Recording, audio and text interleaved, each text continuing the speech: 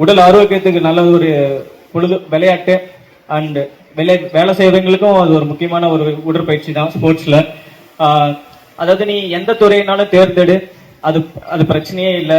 நீ ஈவன் ஸ்போர்ட்ஸா இருக்கட்டும், இல்ல நீ எதை நோக்கி நீ எதை நோக்கி செலக்ட் பண்ணி நீ ஓடுறியோ அதை நோக்கி கடைசி வரைக்கும் பயணிச்சுட்டே இருக்கணும். அதுக்கு ஒரே ஒண்ணுதான், உன்னோட ஹார்ட் ஒர்க் மட்டும் என்னைக்கும் விட்டுறக்கூடாது. முன்னாடி எல்லாம் ஆப்பர்ச்சுனிட்டி இல்லைன்னு எல்லாரும் சொல்லிட்டு இருப்பாங்க. இப்ப அப்படி கிடையாது. எல்லா துறையிலையும் எல்லா ஆப்பர்ச்சுனிட்டி இருக்குது. இப்ப இருக்கிற இளைஞர்கள் அதை யூஸ் பண்ண மாட்டேன்றாங்க.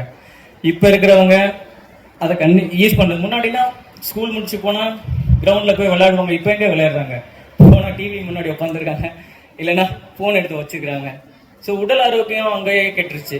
நம்ம டிஸ்ட்ரிக்ட்ஸ்ல சூப்பரான ஹெல்த்தியான ஃபுட்டு நம்ம டிஸ்ட்ரிக்ட்ஸ் தான் இருக்கு. ஃப்ரெஷ்ஷான வெஜிடபிள்ஸ் இருக்கு, காய்கறிகள் இருக்கு, மீட் இருக்கு, எல்லாமே இருக்கு.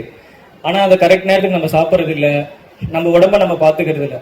இந்த ஸ்போர்ட்ஸுக்கு மூலதனமே நம்மளோட உடம்ப நம்ம எவ்வளவு நல்லா பார்த்துக்கிறோமோ அது ரிட்டர்ன் நமக்கு நல்லா கொடுக்கும். இதுல முடியாது, இதெல்லாம் ஒண்ணும் ஆகாது, போய் வீட்டை பாடுறா என்னையே சொல்லியிருக்காங்க. ஏன்னா நான் 20 வயசுல தான் நான் கிரிக்கெட் பாலே ஆரம்பிச்சேன். அது வரைக்கும் டென்னிஸ் பால் தான் ஆடிட்டு இருந்தேன். ஸோ என்னையும் சொல்லிட்டு இருந்தாங்க. எங்க வீட்டில் 5 பேர், 3 தங்கச்சி, ஒரு தம்பி, சின்ன ஒரு வீடு. அப்பாலாம் நெசவு தொழில் தான் போறாங்க, அம்மாவும் ரோட்டு கடையில் சிக்கன் வச்சிருந்தாங்க. ஸோ எனக்கும் படிப்புக்கு ரொம்ப தூரம், எனக்கு படிப்பு வராது.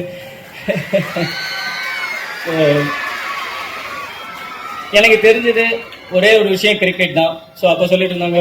எனக்கு இந்த டோர்னமெண்ட், லோக்கல் டோர்னமெண்ட் நிறைய ஆடி இருக்கேன். ஸோ என் வீட்டில் அந்த கப் நிறைய வாங்குறதுக்கு பிடிக்கும். ஸோ அந்த மணியை வச்சு தான் நான் ஸ்கூல் காலேஜில் ஃபீஸ் கட்டி ஸ்போர்ட்ஸ் கோட்டாவில் அந்த ஒரு டோர்னமெண்ட்ல வின் பண்ற காசை வச்சு தான் நான் படித்தேன். இன்னொன்று, அந்த டோர்னமெண்ட்ல எனக்கு வின் பண்றதோட அந்த கப்பு வாங்குறது எனக்கு ரொம்ப பிடிக்கும். ஸோ என் வீட்டில் கப்பு வைக்க இடம் இல்லாமல் ஃப்ரெண்டு வீட்டில் வச்சிருக்கேன்.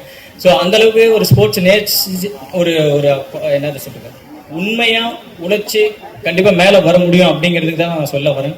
ஸோ நீ எந்த துறையினாலும் தேர்ந்தெடு. நான் இப்பவும் சொல்றது தான், நீ கஷ்டப்படாம எதுவும் கிடைக்காது.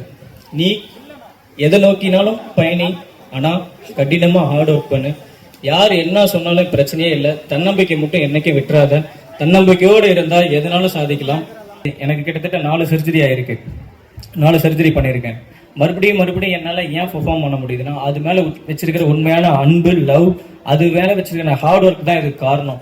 ஸோ அதனால நீங்க எந்த துறையினாலும் தேர்ந்தெடுங்க, உண்மையா இருங்க, கடினமா உழைங்க, தன்னம்பிக்கையோட போட இருங்க.